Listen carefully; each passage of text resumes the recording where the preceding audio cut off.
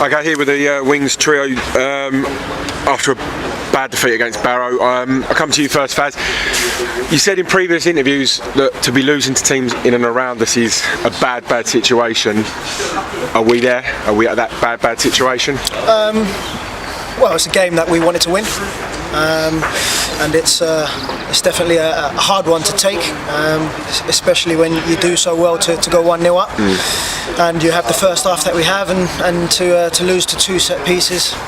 It's just it's very frustrating, and you can take all the positives in the world, but we have to be stronger and we have to be more resolute, and we have to be able to go on and hold on to win that game. At least we've got to be able to come away with a draw. So it's very disappointing, and it's a tough one to take. Matt, we started like a different Welling, if I'm being honest. We started on the front foot, we were playing nice football. You must have been delighted with the start, and obviously we go and through Daniel get our first penalty of the season. Just shows a little bit of different attacking intent. Where did it go wrong? Well, firstly, a good performance attacking wise, like you said. We've had a lot of honest chats with the lads this week. Every day we've come in early, and we've had some video work done, and we've had some talks, some group talks, and trying to bring that kind of belief back out of the boys, which I think you saw in the first half. In your question of where did it go wrong, I think in the second half we came away from the small things that we were doing very well, maybe not necessarily with the ball, that were getting us a lot of joy when we won it back. For instance, they've got the big fella up front. When we've got the ball up in our attacking third, you can't allow the ball to come back out, one straight ball, and you can't allow him to get it. And build the play higher up the pitch, which is what they did in the second half, because we weren't switched on enough to it, and our habits weren't good enough. We dropped our habits that we had, that were so well drilled in the first half. We dropped them in the second half, and it's a tough thing to say, but the boys need to be stronger characters in times like that, where you've got set piece after set piece being rained in on you, throw-ins, corners. It does take characters. It's not a case of ability. It takes characters, and it takes clear heads, because it's very easy to lose your head in that situation and to come away from your job. And too many of us did today, and we got done with 2 set pieces, carbon copy, and we need to learn very quickly.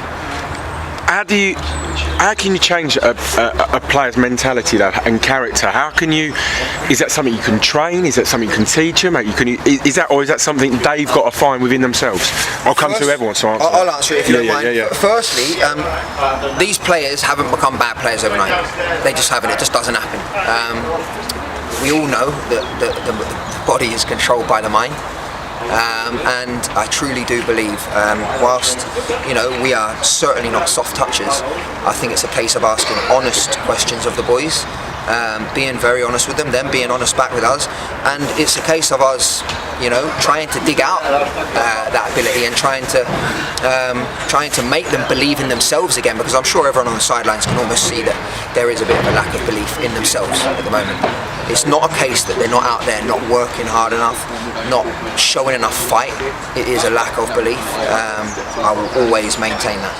So come to you, Paul. Where did we lose our attacking attempt that we had in the first half? Because the second half we seemed to go back into our shell again, and that was the most disappointing thing. Again, it's like Matt has just touched on. I think that psychological side, when you talk about self-belief, when you're going for like you was in the first half, everyone's very confident.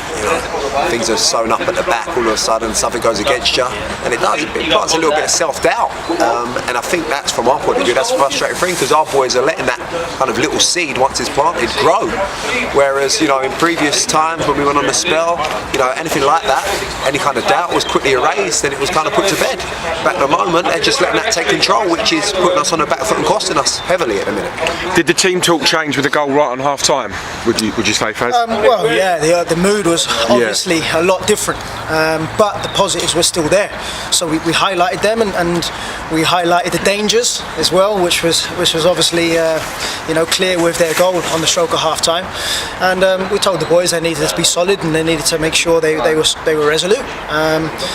And we went and conceded a very similar goal, and it is something that they do have to develop very quickly. And we've highlighted it after the game. They've all held their hands up. They all understand that it's something they need to be better at, and they need to be better at quickly. because the games are running out. There's still loads of time for us to turn things round, but it's putting our finger on where it's going wrong, and it's obviously dealing with it and improving it. So we know where we went wrong today, and the boys know where they went wrong today, and we do need to be better next week. I feel like we're kind of repeating ourselves in the question, and I apologise for that, but I will come to it. There's been no strikers in the transfer windows, and I'm sure that's not for the want of trying, but where are we without bringing more strikers into the club?